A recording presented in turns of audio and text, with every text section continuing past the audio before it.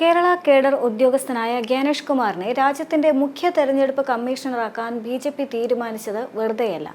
സംഘപരിവാറിന് കൂടി വേണ്ടപ്പെട്ട ആഗ്ര സ്വദേശി കേന്ദ്രത്തിലെ ബി.ജെ.പി. സർക്കാരിന് പ്രിയപ്പെട്ടവനാകുന്നത് അവരുടെ അജണ്ട നടപ്പാക്കാൻ കയ്യും മെയ്യും മറന്ന് പിന്തുണ നൽകിയതുകൊണ്ടാണ്. രാജീവ് കുമാറിന്റെ പിൻഗാമിയായി 26ാമത് മുഖ്യ തെരഞ്ഞെടുപ്പ് കമ്മീഷണറായാണ് അദ്ദേഹം അധികാരമേൽക്കുന്നത്. 18 വയസ്സ് പൂർത്തിയായ എല്ലാവരും തെരഞ്ഞെടുപ്പ് നടപടിക്രമങ്ങളുടെ ഭാഗമാകണമെന്ന് മുഖ്യ തെരഞ്ഞെടുപ്പ് കമ്മീഷണറായി സ്ഥാനമേറ്റ ശേഷം അദ്ദേഹം പറഞ്ഞു. 2023 നിയമമനുസരിച്ച് രൂപവൽക്കരിച്ച സെലക്ഷൻ സമിതി മുഖ്യ തെരഞ്ഞെടുപ്പ് കമ്മീഷണറെയും തെരഞ്ഞെടുപ്പ് കമ്മീഷണർമാരെയും നിയമിച്ചതിനെതിരായ ഹർജികൾ സുപ്രീം കോടതിയിൽ പരിഗണിക്കാനിരിക്കെയാണ് ഗ്യാനേഷ് കുമാർ ചുമതലയേൽക്കുന്നത്.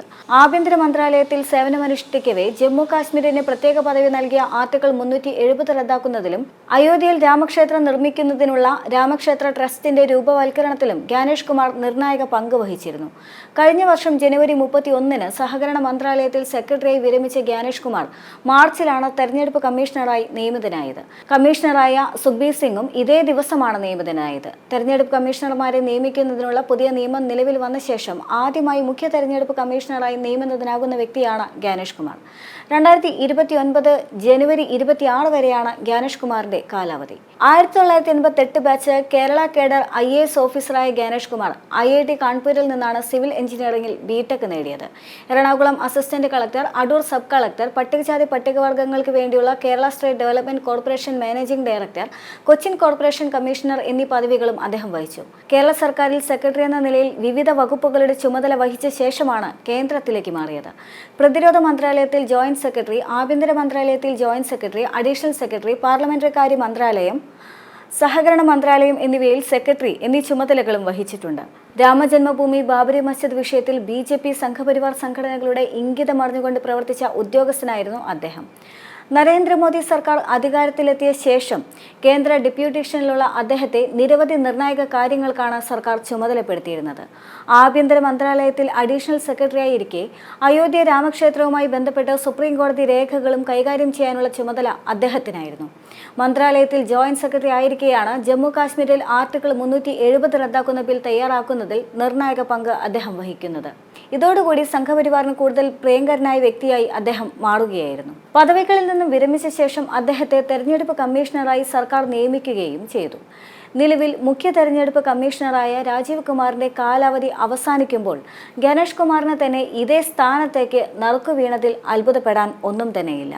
പ്രതിപക്ഷ നേതാവ് രാഹുൽ ഗാന്ധിയുടെ എതിർപ്പിന് വില കൽപ്പിക്കാതെ കേന്ദ്രം അദ്ദേഹത്തെ മുഖ്യ തെരഞ്ഞെടുപ്പ് കമ്മീഷണർ പദവിയിൽ നിയമിച്ചതിന് പിന്നിലും പ്രത്യേക ചില താല്പര്യങ്ങളാണെന്നും ആരോപണമുയരുന്നതും ഇതുകൊണ്ട് തന്നെയാണ്. സാധാരണ നിലയിൽ തെരഞ്ഞെടുപ്പ് കമ്മീഷനെയാണ് തൽസ്ഥാനത്തേക്ക് നിയമിക്കുന്നത്. എന്നാൽ 2023 മുഖ്യ തെരഞ്ഞെടുപ്പ് കമ്മീഷണറെയും തെരഞ്ഞെടുപ്പ് കമ്മീഷണർമാരെയും നിയമിക്കുന്നത് സംബന്ധിച്ച് സർക്കാർ പുതിയ നിയമം കൊണ്ടുവന്നിരുന്നു. ഈ നിയമപ്രകാരം സെർച്ച് കമ്മിറ്റി 5 സെക്രട്ടറി തലത്തിലുള്ള ഉദ്യോഗസ്ഥരുടെ പേര് ഷോർട്ട് ലിസ്റ്റ് ചെയ്യും. പ്രധാനമന്ത്രിയും പ്രതിപക്ഷ നേതാവും ക്യാബിനറ്റ് മന്ത്രിയുമാണ് അന്തിമ തെരഞ്ഞെടുപ്പ് നടത്തുക. മുൻപ് ഈ പാനലിൽ സുപ്രീം കോടതി ചീഫ് ജസ്റ്റിസും അംഗമായിരുന്നു. എന്നാൽ ചീഫ് ജസ്റ്റിസിനെ മാറ്റി ക്യാബിനറ്റ് മന്ത്രിയെ സമിതിയിൽ അംഗമാക്കിയ നടപടിയാണ് ഇപ്പോൾ സുപ്രീം കോടതിയിൽ ചോദ്യം ചെയ്യപ്പെട്ടിരിക്കുന്നത്. ഇന്നാണ് ഹർജിയിൽ ഇനി സുപ്രീം കോടതി വാദം കേൾക്കാനിരിക്കുന്നത്. അതേസമയം തന്നെ കോടതിയുടെ പരിധിയിലിരിക്കുന്ന ഈ വിഷയത്തിൽ ധൃതി കാട്ടേണ്ടതില്ല എന്നും ഉത്തരവ് വരുന്നതുവരെ കാത്തിരിക്കണമെന്നുമായിരുന്നു വിഷയത്തിൽ കോൺഗ്രസിന്റെ നിലപാടുണ്ടായിരുന്നത്. വാദം കേൾക്കുമെന്ന് സുപ്രീം കോടതി വ്യക്തമാക്കിയിരിക്കുന്ന വിഷയത്തിൽ എന്തിനാണ് തിടുക്കപ്പെട്ട് നിയമം നടത്തുന്നതെന്നും കോൺഗ്രസ് നേതാക്കൾ ചോദിക്കുകയുണ്ടായി. ആഭ്യന്തരമന്ത്രി അമിത്ഷായും ബി.ജെ.പിയുമായും ഏറെ അടുപ്പം സൂക്ഷിക്കുന്നയാളാണ് ഗ്യാനേഷ് കുമാർ എന്ന ആക്ഷേപവും കോൺഗ്രസ് ഉയർത്തുകയും ചെയ്തിരുന്നതാണ്. അസോസിയേഷൻ ഫോർ ഡെമോക്രാറ്റിക് റിഫോം എന്ന സംഘടനയാണ് ഗ്യാനേഷ് കുമാറിന്റെ നിയമനത്തിനെതിരെ സുപ്രീം കോടതിയെ സമീപിച്ചത്. തെരഞ്ഞെടുപ്പ് കമ്മീഷണറെ തെരഞ്ഞെടുക്കാനുള്ള സെലക്ഷൻ കമ്മിറ്റിയിൽ നിന്ന് ചീഫ് ജസ്റ്റിസിനെ ഒഴിവാക്കിയതിനെതിരെ നേരത്തെ തന്നെ സുപ്രീം കോടതിയിൽ കേസുകൾ നിലവിലുണ്ടായിരുന്നു. ചീഫ് ജസ്റ്റിസിന് പകരം ക്യാബിനറ്റ് മന്ത്രിയെ സെലക്ഷൻ കമ്മിറ്റിയിൽ നിയമിച്ചതും വിവാദം തന്നെയായിരുന്നു. കഴിഞ്ഞയാഴ്ച കേസ് പരിഗണിച്ച ജസ്റ്റിസുമാരായ സൂര്യകാന്ത്, N. കോടീശ്വരൻ സിംഗ് എന്നിവരടങ്ങിയ ബെഞ്ച് കേസ് ഫെബ്രുവരി 19 മാറ്റുകയായിരുന്നു. ഇതിനിടയിലാണ് തിങ്കളാഴ്ച ഗ്യാനേഷ് കുമാറിനെ മുഖ്യ തെരഞ്ഞെടുപ്പ് കമ്മീഷണറായി നിയമിച്ചത്. ഹർജി പരിഗണിക്കുന്നതിന് മുന്നോടിയായാണ് തിടുക്കപ്പെട്ട് മുഖ്യ തെരഞ്ഞെടുപ്പ് കമ്മീഷണറായി ഗ്യാനേഷ് കുമാറിനെ നിയമിച്ചതെന്ന ഹർജി സുപ്രീം കോടതിയിൽ എത്തിയിട്ടുണ്ട്. ഈ നിയമം സുപ്രീം കോടതി വിധിയുടെ ലംഘനമാണ് എന്ന് ADR അഭിഭാഷകൻ കോടതിയിൽ വാദിക്കുകയും ചെയ്തിട്ടുണ്ട്. വ്യക്തമാക്കിയിട്ടുണ്ട്. സെലക്ഷൻ കമ്മിറ്റി യോഗത്തിൽ പ്രതിപക്ഷ നേതാവ് രാഹുൽ ഗാന്ധിയുടെ വിയോജിപ്പ് തള്ളിയാണ് ഗാനേഷ് കുമാറിനെ നിയമിച്ചിട്ടുമുള്ളത്. വിഷയത്തിൽ കോടതി തീരുമാനം വരുന്നതുവരെ നിയമനം നിർത്തിവെക്കണമെന്ന് ആവശ്യപ്പെട്ടുകൊണ്ട് കോൺഗ്രസ് വിയോജനക്കുറിപ്പ് നൽകിയെങ്കിലും അതും പരിഗണിച്ചിട്ടില്ല. രാജ്യത്തെ 26ാമത്തെ മുഖ്യ തെരഞ്ഞെടുപ്പ് കമ്മീഷണർ എന്ന നിലയിൽ ഈ വർഷം അവസാനം നടക്കുന്ന ബീഹാർ നിയമസഭാ തെരഞ്ഞെടുപ്പുകളിലും 2026 നടക്കുന്ന കേരളം, തമിഴ്നാട്, ബംഗാൾ, പുതുച്ചേരി നിയമസഭാ തെരഞ്ഞെടുപ്പുകൾക്കും മേൽനോട്ടം വഹിക്കുക ഗാനേഷ് കുമാർ തന്നെയായിരിക്കും.